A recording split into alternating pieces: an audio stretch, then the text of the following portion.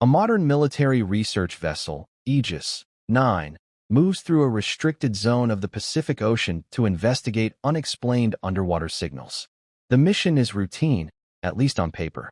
As the ship crosses invisible coordinates, the ocean suddenly becomes unnaturally calm. Waves flatten. Wind dies. Even the engine hum sounds muffled. Radar screens flicker and go dark. GPS fails. The crew assumes a system error until the radio crackles to life with distorted voices. Old military transmissions from World War II. Screams, bombing alerts, and broken commands echo through the speakers. These are not recordings. They react when spoken to. A young navigator hears a whisper directly behind him. Turn back. When he turns, no one is there. The captain orders calm, blaming stress and electromagnetic interference. Thick fog rolls in without warning. Through it, a dark landmass appears, an island not marked on any modern or historical map. The ship begins drifting toward it without engine input. Panic spreads as control is lost. The closer they get, the darker the water becomes, almost black, as if absorbing light itself. As the anchor drops against the crew's will, the radio goes silent. The ocean feels watchful. The island waits. The crew lands on the island at dawn. The air is cold and heavy, carrying the smell of rust and decay. Scattered across the beach are remnants of war, destroyed tanks, broken rifles, and helmets half buried in sand. Time appears frozen. Inland, they find concrete bunkers overtaken by vines. Inside lie soldiers' bodies, perfectly preserved, eyes open, expressions locked in terror. No signs of decomposition. Night falls unnaturally fast. That night, the island begins to respond to the crew. One man hears his childhood lullaby sung by his dead mother. Another sees a fallen wartime friend standing outside his tent, silently staring. Fear escalates. By morning, one crew member is missing. His body is found near a bunker wall, twisted unnaturally. Written in blood above him, "You were never meant to come." The realization sets in. This island is not abandoned.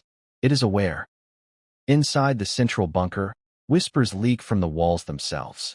They speak in multiple languages, orders, prayers, dying breaths. The voices grow louder the deeper the crew goes.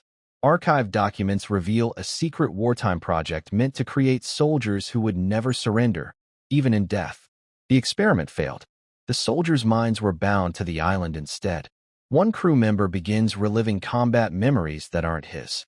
He fires at invisible enemies and ultimately turns the gun on himself. The crew understands too late. The island feeds on trauma. War never ended here. It was imprisoned. A locked chamber reveals a general's journal.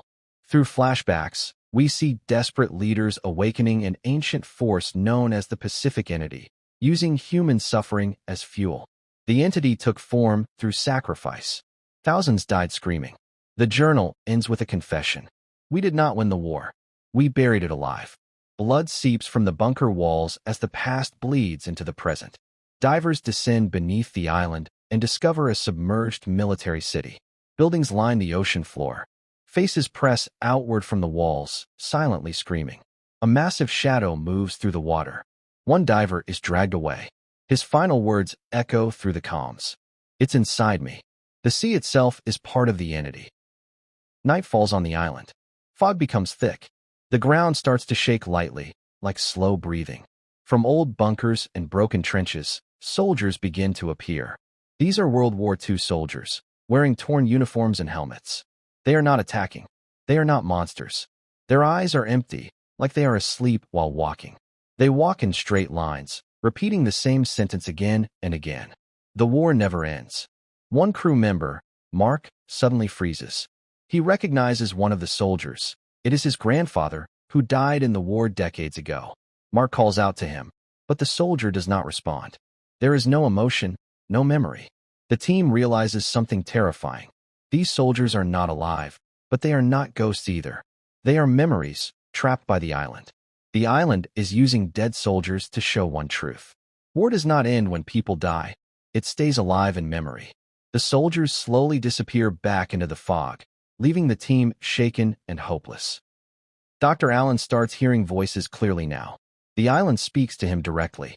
He remembers stories his grandfather told before dying, stories about a secret experiment. Dr. Allen understands the truth. His bloodline helped create the Pacific entity. The island demands payment. Not violence.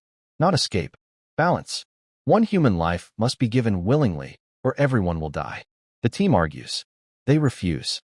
But the island reacts. The ground opens and swallows one crew member alive. Dr. Allen realizes time is over. He steps forward and says, "If this horror started with my family, it should end with me." As he sacrifices himself, the island screams like a wounded animal. The fog pulls inward. The whispers stop. For the first time, the island becomes silent. The silence breaks suddenly. The sea pulls back, revealing the island's center. From below, the Pacific entity rises. It is huge, made of water, smoke, and darkness. Thousands of human faces appear on its body, crying, screaming, begging. The entity does not speak with sound. It speaks inside the mind. It shows the survivors' visions. Battles, bombs, screaming soldiers. Then the message becomes clear. I was born from your wars. The entity explains it cannot be destroyed because humans keep creating war. Dr. Allen's sacrifice only weakened it, not ended it. The island begins to collapse. The survivors run. Buildings fall. The ground breaks apart. The survivors reach an old radio tower. They know they may die, but the truth must be sent. They record a message warning the world. The Pacific Ocean hides living horrors created by war. One by one, survivors are killed by falling debris. Only 2 people manage to escape in a small boat. As they leave, the island sinks into the sea. The radio suddenly activates on its own and whispers. This was not the only island. Months later, the survivors are safe. The world does not believe them. The story is called a lie. One night, a radio turns on by itself. The same whispers return. The camera moves across the Pacific Ocean. Multiple islands begin rising from the water. Final text appears. As long as humans fight wars, this horror will never die. End.